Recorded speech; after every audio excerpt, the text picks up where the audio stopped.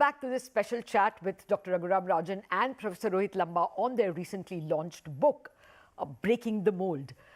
Dr. Rajan, you make a very strong point in the book that India needs much more debate and discussion for economic development. Now, I'm a journalist. I completely agree that we need, no stifling of criticism and a lot of space for debate. But is it really related to cutting-edge economic development? Look at China.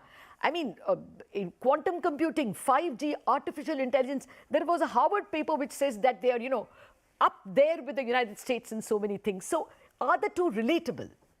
Well, I think people are taking the wrong lesson from China. In fact, China's big problem is that it had a vibrant private sector at a point where the Communist Party was not trying to reassert its control over the private sector.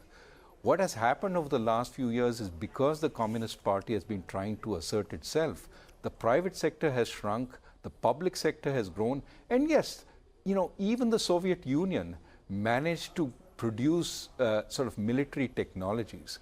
But as far as consumer technologies go and as far as intellectual advancement went, it slowly started losing ground to the United States.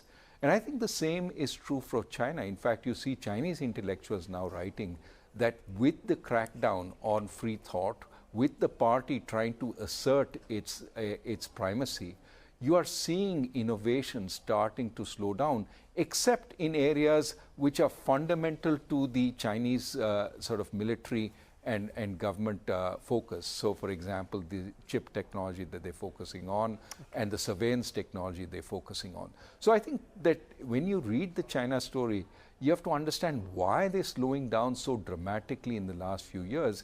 And it is primarily because they are trying to reassert an authoritarian structure. What we have in the book is a ton of examples about why India is doing well, of companies that are at the forefront of Indian growth. But we are saying to maintain that and to expand that, you have to focus on your deep strength, which is democracy and debate. Let me give you one example. Tejas Networks, which we talk about in the book, is doing 5G networks. One of the suspicions of 5G networks that come from abroad is there are backdoors embedded in every 5G network, whereby the government of the country from which the 5G network comes is spying on you, whether it's the United States or China. Now, Tejas can offer an alternative to many developing countries, that we are a 5G network which doesn't have backdoors. But for that, government has to enact a strong privacy code in this country that it doesn't spy on everybody. That would be a huge advantage for us if we can enact it, show that as a democratic country we can be trusted. We're not going to spy on other citizens in other countries and use that information to blackmail. That will give an advantage to our service exports around the world.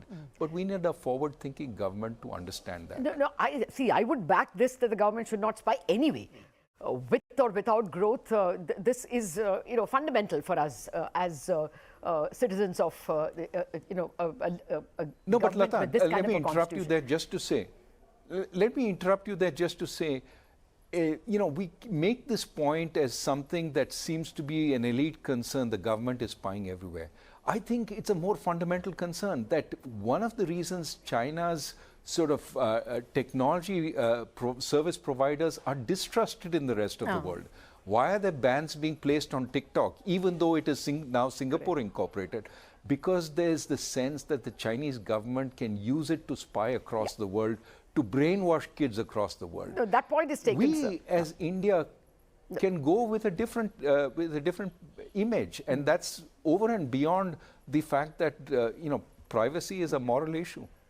Okay. Oh, absolutely, sir. But I just wanted to say, Dr. Rajan, in any case, our policies can be debated, but India has managed 7% this year. That's the Reserve Bank's estimate. So something's going right, isn't it, in terms of the tempo of growth?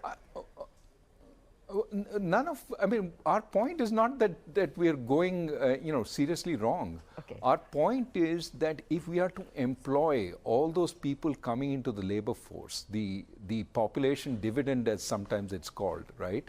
What are the unemployment numbers now? CMI says it's touching 10%. So even as we look at what's going right, the 7% growth you mentioned, and of course, some of it is because of the very strong government push on infrastructure, but some of it is also because the world is growing faster. America just had its most spectacular quarter in a number of years. It did 5% growth when its potential is 2. So the world is growing. That's good. Yeah. But let us look at what we need to do to grow for the next 20 or 25 years at the 10, 12% that we need to employ all our people, especially our young people who are coming into the labor force. Okay. That's a different calculation than what next quarter growth is going to be. And that's what this book is about. How do we change the terms of our growth? And let's not be satisfied with 6, 6.5, or even 7, because China grew at 10, 12% for a large number of years. Yes. If we are to catch up, we'd better get that kind of rate of growth. Point taken, sir. Completely out of time. Thank you very much, Dr. Rajan and Professor Lamba, for dropping in and telling us about your book. We do hope the book is a super duper success. Thank you very much for joining us on this special edition of Indianomics.